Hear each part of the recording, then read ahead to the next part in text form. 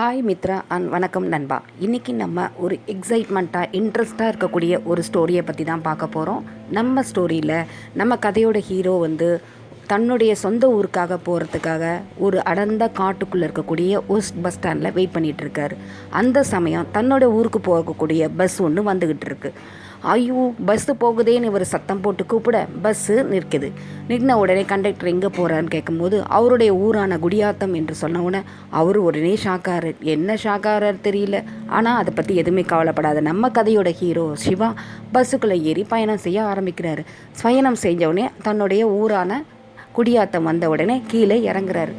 மண்ணோட வாசம் மூக்க தொலைக்க இருந்தாலும் அங்கே இருக்கக்கூடிய சில மாற்றங்கள் அவர் ஒரு விதமான அனாமிஷமான ஒரு விஷயம் அவருடைய மனதுக்குள்ளே ஒரு விதமான மாற்றத்தை ஏற்படுத்துது. அதை உணர்ந்தபடியே அப்படியே யோசிச்சுக்கிட்டு கையில் பெட்டியை எடுத்துக்கிட்டு அப்படியே நடந்து போக வழியில் தன்னை கூட்டிகிட்டு போகிறதுக்காக தன்னுடைய அப்பா அனுப்பின டிரைவர். ஆனால் அந்த சமயத்தில் அவங்க வீட்டில் இருக்கக்கூடிய கார் பழுதடைஞ்சு போக அந்த சமயத்தில் தன்னுடைய மாட்டு வண்டியை எடுத்துக்கிட்டு நம்ம முனியாண்டி டிரைவரு வராரு. அதை பார்த்த உடனே ஒரே ஷாக் ஆகிட்டான் சிவா. என்னடா ஷாக் ஆகிட்டான்னு பார்க்கும்போது தான் தெரியுது டிரைவரு. ஆனால் டிரைவராக இருக்கக்கூடிய முனியாண்டி அந்த ஆண்கள் அணியக்கூடிய அந்த ஆடையை அணியாமல் பெண்கள் அணியக்கூடிய சேலை அணிஞ்சிருக்காரு. என்னடா இவர் இப்படி இருந்திருக்காரு அப்படின்னு இப்படி யோசித்து ஒத்து பார்க்க, ஐயா நேரம் ஆயிடுச்சு, நம்ம வீட்டுக்கு போனோம், வாங்க ஐயா, வண்டி வேற ரிப்பேர் ஆகி போச்சு, இருக்கிறதுனால நம்ம வீட்டில் இருக்கக்கூடிய மாட்டு வண்டியை ஓட்டிகிட்டு வந்துட்டேன், வாங்க ஐயா நம்ம ஊருக்கு போகலாம் அப்படின்னு கேட்ட உடனே சொன்ன உடனே என்ன பண்ணுறது, சரி ஓகே மாட்டு வண்டியில போனாலும் ஜாலியாக தான்டா இருக்கும்னு சொல்லிட்டு நம்ம கதையோட ஹீரோ சிவா மாட்டு வண்டியில் ஏறிக்கிட்டு அப்படியே பயணித்து ஊருக்குள்ளே போகிறாரு. அந்த ஊரோட மாசமும் சரி, இருக்கக்கூடிய தோட்டங்கள், மலை செடிகள் எல்லாத்தையும் ரசித்தபடியே போய்கிட்டே இருக்கும்போது திடீர்னு சடன் பிரேக் போட்ட மாதிரி நம்ம டிரைவர் முனியாண்டி வண்டியை நிறுத்துறாரு. நிறுத்தின உடனே என்னையா போகிறோம், வீட்டுக்கு போகணும், என்னையா வழியிலேயே நிறுத்துற அப்படின்னு சொல்லி கதையில் நம்ம ஹீரோ சிவா கேட்க, ஐயா நம்ம ஊருக்கு போகணுன்னா சில கட்டுப்பாடுகள் இருக்குது.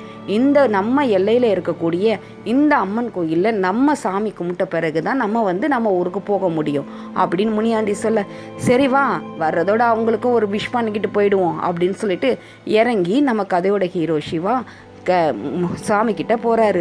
பெரிய அரச மரம், அதுக்கு அடியில் ஒரு சிலை இருக்குது.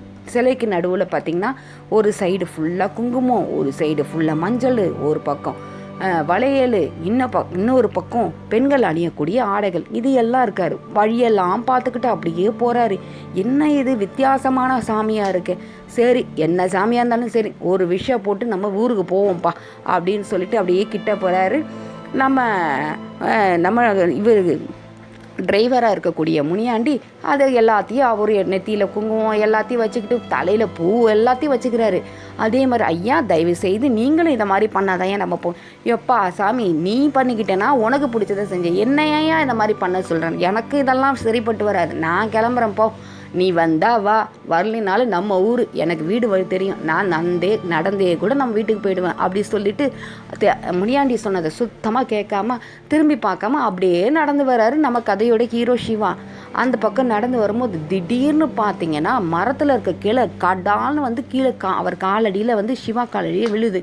ஐயா நான் அப்போவே சொன்னல நம்ம ஊருக்கு இதெல்லாம் செட் ஆகாது, உங்கள் உயிரை காப்பாற்றி கொண்டு போய் சேர்க்குற வரைக்கும் ஏன் உசுறு இங்கே இல்லை, ஐயா கிட்ட பதில் சொல்ல முடியாது, தயவு செய்து உங்கள் காலில் விழுறேன்னு சொல்லிட்டு முனியாண்டி டமால்னு நம்ம சிவா காலில் விழ வேற வழி இல்லாமல், ஐயோ வயசில் பெரியவர் என் காலில் ஏயா விழுற, ஃபோ விடு உனக்காக இதை நான் பண்ணிக்கிறேன் அப்படின்னு சொல்லிட்டு நமக்கு கதையோட ஹீரோ சிவா எந்த விதமான இதுவும் செய்யாமல் கஷ்டத்தோடு எடுத்து குங்குமம் வச்சுக்கிறாரு, பொட்டு வச்சுக்கிறாரு, ஒரு குங்குமம் பூவை எடுத்து வச்சுக்கிறாரு, எல்லாத்தையும் செஞ்சுக்கிட்டு பெண்கள் ஆடையை அணிஞ்சிக்கிட்டு அதோட ஒரு ஷால் மாதிரி அதை சுற்றிக்கிட்டு அதோட மாட்டு வண்டியில் ஏறி உட்காந்து ஐயோடு தலைவிரிக்கணுமா அப்படியே யோசிச்சுக்கிட்டே போகும்போது அவர் மட்டும் இல்லை, ரோட்டில் நடந்து போகிற அவர்களுடைய சொந்தக்காரங்களும் சரி, ஃப்ரெண்ட்ஸுங்க எல்லாருமே பார்த்திங்கன்னா அதே மாதிரி உடையில் போய்கிட்டே இருக்காங்க. என்ன இது ஒரே ஆச்சரியமாக இருக்குது, இந்த ஆச்சரியத்தை நீங்கள் தெரிஞ்சுக்கணும், இந்த உடையில் ஏன் இந்த கிராமம் ஃபுல்லாக மாறுவதற்கு என்ன காரணம், இதை சிவா யோசித்து அவன் தெரிஞ்சுக்கிற மாதிரி நீங்களும் ஆர்வமாக தெரிஞ்சுக்கணுன்னு ஆசைப்பட்டீங்கன்னா